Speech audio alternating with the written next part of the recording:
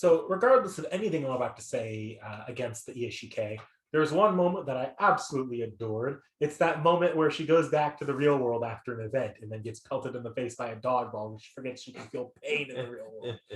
That is a moment I have had after ending a long video game binge session at work. And having said that, hello and everybody, welcome back. We're still on BOFURI, it's never going to end. We're going to talk about story today. All right. I was going to say this week, but like today. And that kind of thing all got mixed I don't up know, in my depending head. on your editing, it might take a week. Calling me out, knife to my chest. I mean, at least you're better than I was when I. Now we're talking months, not in weeks. Yeah. Okay, Mr. Singing Video. Okay, do you want to try editing that monstrosity? Hey, my one editing project arrived on time. All right, everybody. All right, we're here to talk about BOFURI's story. No. We're not here to talk about our own failings as human beings. The anime club behind the scenes. No, let's roast each other right now. Absolutely not. You guys can't see it, but Nick Nack tried to almost strangle Sackbat. He's trying to force choke me. It's different. I don't know. I mean, I try that all the time. Anyways, with that being said, so I mentioned something in the very beginning in our first video of this particular mini series that I thought that this was kind of like an T.H.E SAO, Sword Art Online. And I don't think I necessarily mean that in terms of story. I want to clarify that. I mean that in terms of that this anime is about people who enter a virtual reality game,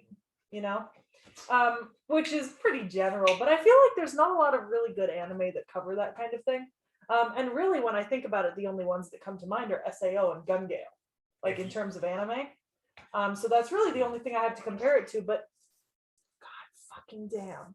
If you look at the cover title of New World Online, as the game is called, such an original name, it looks exactly like a Final Fantasy cover. Yeah, no, I feel like this game was heavily inspired by Final Fantasy XIV, but I could be wrong. Yeah, but I mean, like the story of this anime is pretty chill. I mean, the main character just wants to have fun. I don't know. I think the T.H.E section's bored me to death.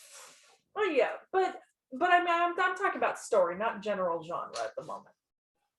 But like in terms of the actual storyline, it's just I want to have fun playing this game. See, but the parts that were just that were the most boring parts to me. I feel like I've seen anime do like low-key stories like that much better than this one did.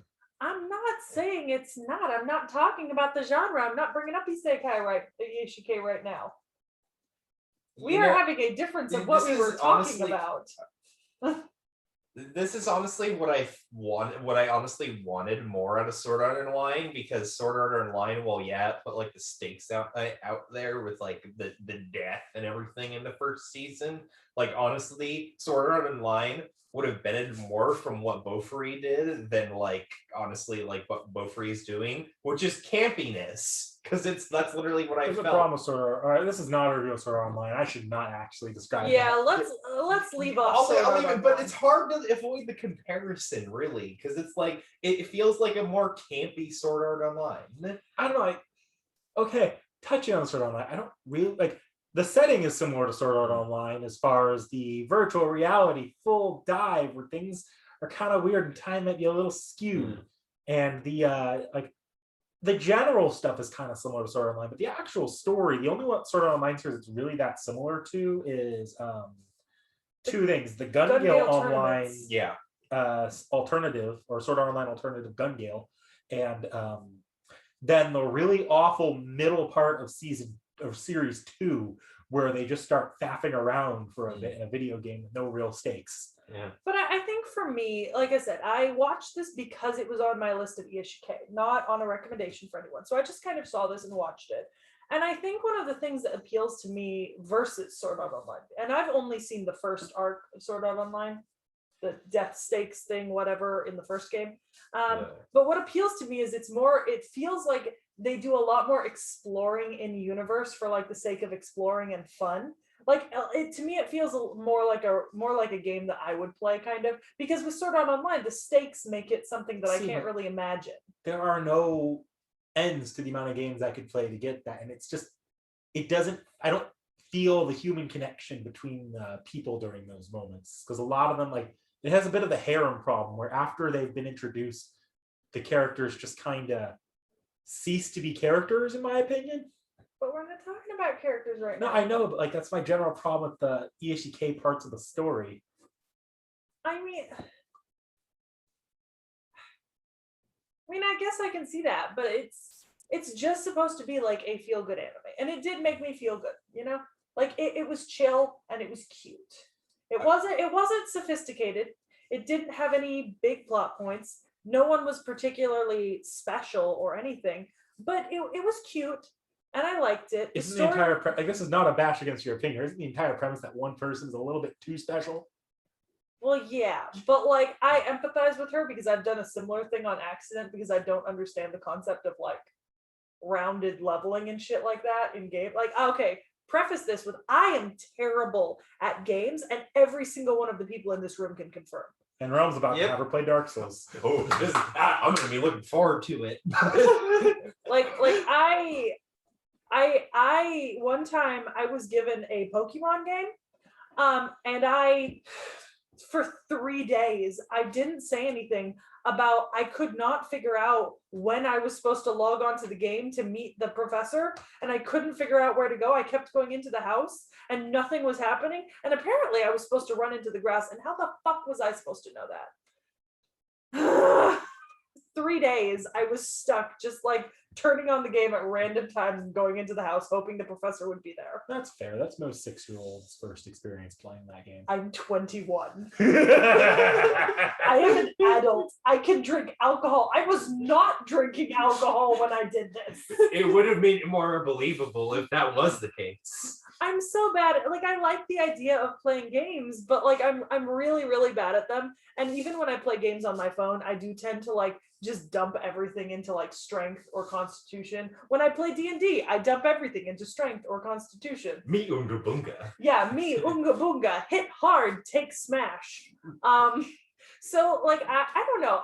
Maybe it's because that's my experience with games, and my experience is so small and limited that I felt a lot of connection with Maple and those 2 girls with the hammers, who put all their points into like strength stupidly. And that could entirely be me.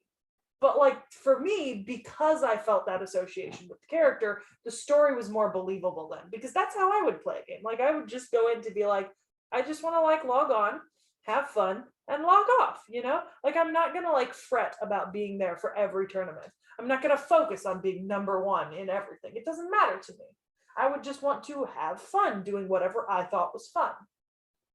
Which is why the story appealed to me. But then that could also entirely, like I said, be a product of the way that I play games and my experience with games. See, like, that's fair for playing a game. I don't know. I think my issue is the anime made me really want to go play Final Fantasy XIV. I almost went and started an account then and there after finishing it. But that didn't necessarily translate. That wasn't necessarily because I had a lot of fun watching. It's like, oh, it was the Persona thing where I was like, I wish I were just playing this. Yes. See, I like watching playthroughs though. I do too, but like exclusive. You're supposed to remove the 4th wall when you're watching a playthrough. I mean, I guess. I think this is just maybe a difference in our opinions in how we enjoy watching stuff. Because I didn't find any issue with it, you know? See, even in like these more, I'll call it slice of life E.H.E things, I still need the characters to feel like people. When they begin to just feel like mouthpieces for praising the protagonist after they've been introduced, if that makes sense. This is sort of my problem I had with Villainess too, I guess. This I'm a lot more kind on than Villainess because the other aspect of the story, which I thought was fantastic, when it becomes an MMO sports anime. Esports. As an esports anime, I absolutely loved all but one of the events. I really liked it. I really found all of the events personally, because I did like all of them, to be like the starring parts of this anime, like the storylines for the events and stuff, because it really felt like communal efforts where you got to see other characters. Because like, for example, my favorite part of like the story, especially in the final event, is the rivalries with the other clans, guilds, whatever they call them in this version. And I really liked seeing the other clans and guilds and like what their strategies were and how they were like mixing and matching. That was pretty cool. The one thing I honestly liked, I felt the most when I related the most to Maple was basically after the very first event, and then they nerfed her power level. Oh my god, no, okay. Yeah. I discussed this with Nick Nack. I personally think that one of the best parts of the ongoing story that they didn't do after that first event where they nerfed her was the devs struggling to figure out what to do to keep the game balanced. And I'm actually really upset that as a part of the storyline, rather than keep trying to nerf her abilities at every update after every event, they just kind of gave up and like made her the mascot, because that feels really unfair in the storyline to all the other players, especially like the number one on the server, because normally I would assume, with my knowledge of games, that like the top like 5 players on server would be who you would consider as like mascot, kind of characters, and she's not the top player on the server. That's that other guy, and he so very rarely gets mentioned. And I wish they'd like nerfed her after every single event in some funny way. Like I wish that after the second event, I wish they'd done something about her using that protect ability as like a movement skill or something. Yeah. Like I wanted to see her have more hurdles to figuring out how to work her character. That would have made me a lot more interested in the middle sections, I guess I'd call them, the E.S.H.E sections, because then it would feel like she was actively working to resolve figure something out like in between the events. Like maybe she would do something else to gain a new skill that kind of supplemented. And the worst part I felt of the entire storyline of this was when she goes on that chain NPC quest. Oh god. I think the thing is, it felt really bad because at that point, due to the things that she had gained, the quest had no meaning to her. Like it wasn't difficult, it wasn't hard. She just kind of had to like spend an hour or so of her time doing all these different things. And she was given an overpowered ability. And she got this super overpowered ability that was then not nerfed. That was my problem with that portion of the show in general. Like even like I know there was that middle cow event in the middle there, but that event just became her doing another chain quest.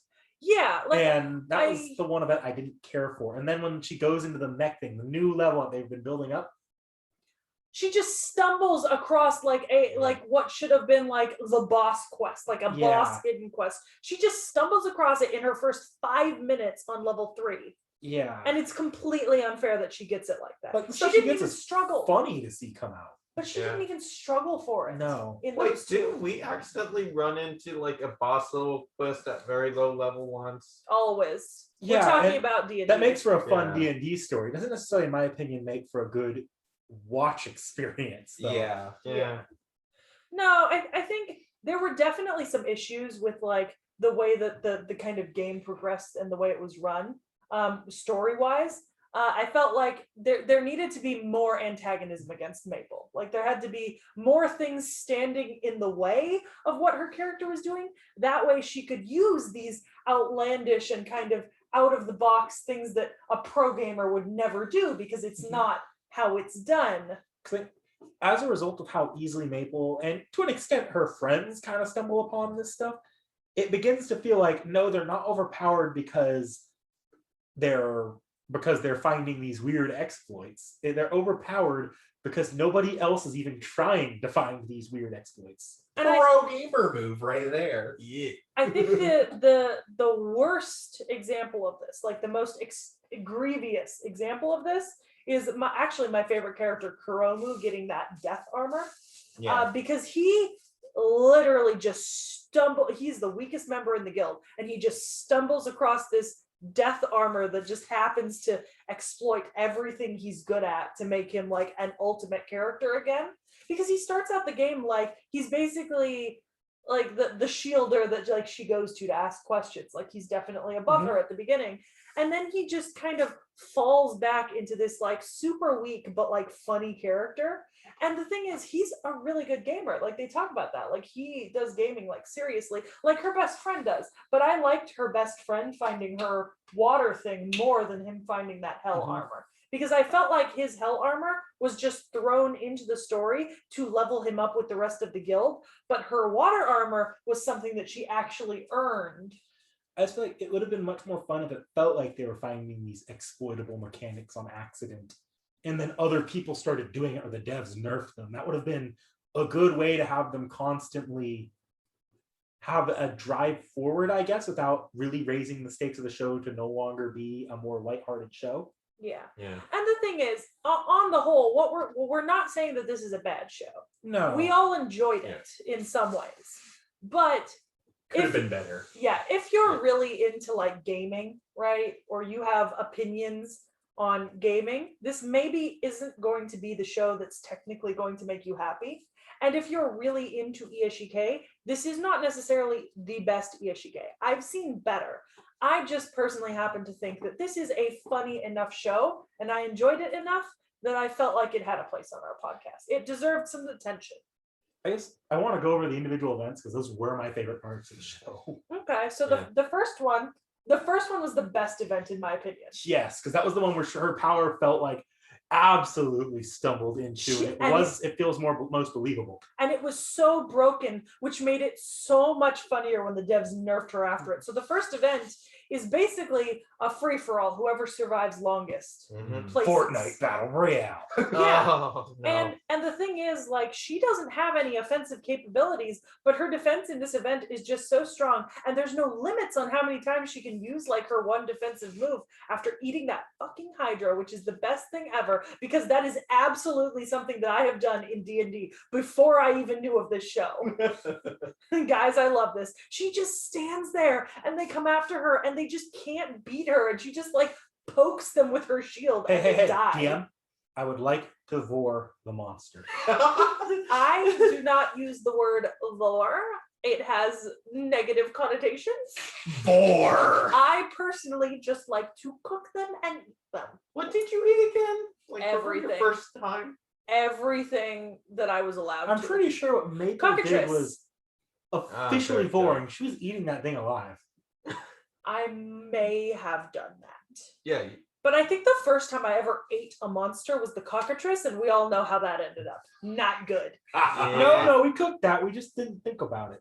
Yeah, but like, I don't think I actively started like eating stuff until after the cockatrice in games.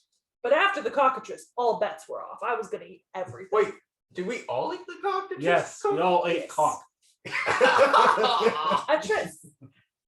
With that being said, so that was the first event, and she gets nerfed after that, and it's absolutely hilarious. So the second event was the scavenger hunt event. Yeah, which I thought was actually a really fun event after the first one being like an It kept all-out the battle. PvP without making it like without having it devolve into we're just gonna fight this entire show. But what I will say is I think I would have liked either less coins available or more coins available. I either wanted to see more conflict between players or like and less available places to get coins, or I wanted to see a lot more coins and people more actively going for them. More conflict could have been good, but this is actually one of the few ones where I say that this is where I think the E.S.H.E stuff did work, because it was in the middle of the event, there were stakes, they were trying to do something. But at the same time, they still made time to like really focus on the bond between these two characters. But my favorite part of it was still the blue death, the blue monster at the end. I don't know. I feel like, and I don't necessarily mean like I wanted it to be like constant combat. I think I just wanted like a little bit more. Yeah, because we only get the one little kind of maybe scene where like they started to fight The assassin. I can't remember. It was the best friend started to fight that assassin girl. Yes. Yeah. And then Maple just stumbles over both of them, and then they fall into the pit, and then the whole like fight just like ceases. This after event that. has the one time where I'm kind of okay with Maple stumbling upon a boss and getting it over like a weird thing, because that was the one where the devs even said it was a prank. But after that one, they're like, were these all pranks? Were none of these pranks? But she also, but also when they were fighting that particular Phoenix, Mhm. she did use some very good. She had some very good ideas on how to Yeah. like move her character. I think that was the last time that we really see Maple be innovative on her own. Yeah. And then event number 3 was sheep. Cow. Cows. No, is it? It was no, cows. Cows. It was cows. So they just had to like kill cows, right? And they don't really focus on the event. It could have been a good event, but we don't really look at the event. We follow Because it's not suited for Maple because she can't attack them. So we follow Maple's story, even though I think it would have been amusing to just watch her struggle while the rest of the Yeah. guild succeeds. but instead she goes off and does another quest line. And gets that angel thing, whatever. Yeah. Yeah, but like so okay, going back to that thing, because there were some points I did want to make on it. I kind of like get where like everything was coming from like the gameplay perspective. It's just like, oh, I already have all these things. And like, or like when like say for example, she just took her pet turtle at this point and just flew over. Should have been the whole battlefield, and NPC being an NPC. I like that because no player was supposed to have the turtle or the. Yeah. I will say though, sorry, did I interrupt you? No, it's fine. Okay. I will say I do like that. I actually like that she uses the turtle. My problem with that is not the ease at which she completed it.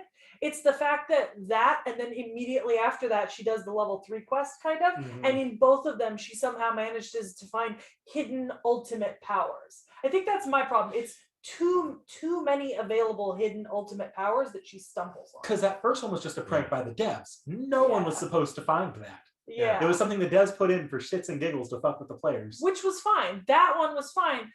I think it soured it a little for me after the level 3. Yes, because then it starts to feel a little bit less like a fun joke. But I do understand the pain of the whole chain quest thing and the tedious chain quests. Mhm. Not because I've done them, but because there's a joke about one of them in a Chinese drama I watched where this dude wants to get revenge on another player. So he waits till he's completed 499 out of 500 quests in a chain quest and then ties him to a rock and starts slashing at him with a knife that does like 5 damage. And the dude has like 10,000 life. He's been doing this quest for like 48 hours. And he's like, I'll let you continue it when you're down to like 5 HP in like 8 hours. But at that point, like, oh, quest might be gone.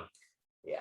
But, I mean, So I think the problem with the chain quest is the chain quest, if you're playing it in a game, can be an immersive experience. But when you're watching it, it's very much so not an immersive It's experience. like, get it fucking over with. Yeah. I just appreciated the NPC being an NPC in their dialogue. Yes. Oh I my God, I love appreciated that. But I think the chain quest NPC dialogue joke was done better in Sword Art Online abridged.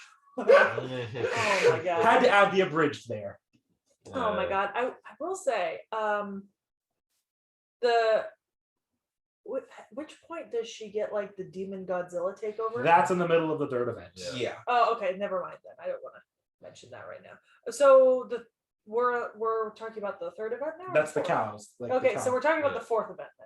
The fourth event's the big It's a guild. The battle big guild royale. battle. Yeah. the tower defense. Okay, and what I will say about this, in my opinion, is I liked this event in some ways and not in others. I like the idea of this event, and I actually really liked how once they hit like top 6 rankings, the Maple's guild's strategy was not to go up in rankings, but just to make sure no one could bump Kill them all. out of 6. The women and the children too. Slaughter them like monsters. I liked how they knew their limits, right? And their limits were they were not going to make it into like top 3, because top 3 was either the guild with like the best players in the server and the one with like thousands of players. So they were being realistic in, we're just going to make it so that we hang out and we place and no one dislodges us from placing. Yeah. And I think I'm pretty sure that is a valid strategy that I've seen before, and I really enjoyed that. What I didn't enjoy was Maple just being like their solution to everything and them just rolling out every like Maple single one of her. For the first 5 seconds every time she did something, because it was always funny to see people's reactions. Yeah. And then the appeal wears off and it begins to feel like a cop-out. Yeah, I think she started to feel like a Mary Sue about like towards the end of the show, but like I the only reason I don't have like a qualm with it is because the show doesn't take itself seriously. No. Oh yeah, no, there's a lot of jokish. I think for me, the most egregious part of this final event that we see is that they do just have her take each form like in turn, right? Yeah. Like she's just like, this is plan A for this form. Then when that fails, we're going to take another form and then take another form. And I mean, I wouldn't necessarily have a problem with that, but it kind of just felt like they just wanted to showcase every single one of the things she's gained all in one go. Mm-hmm. But I will say the part I really did like is where she's fighting the strongest in the server and she turns all Lovecrafty and Godzilla and everyone's just like, what the literal fuck is this eldritch abomination? Yeah. It was funnier to see people's reactions to her than when she but afterwards it's just not as fun, I guess. Yeah, the initial transformation is fulfilling in its funniness, but the longer it lasts, the less fulfilling it feels. Yeah. But you gotta give it to the 7 Godzillas. Yeah. Yeah. It's The duplicate. amazing. That. What am I watching? My mind is going numbing or melting or whatever. I don't remember. That was amazing. But I think now we've covered all the main points of the story. Yeah. Yeah. It's a good time to move on to characters. With that being said, Try drop hard. a like. Oh my god. Drop a like. Try harder. Subscribe to our Patreon. No. Like, comment, and subscribe so that we can get a Patreon.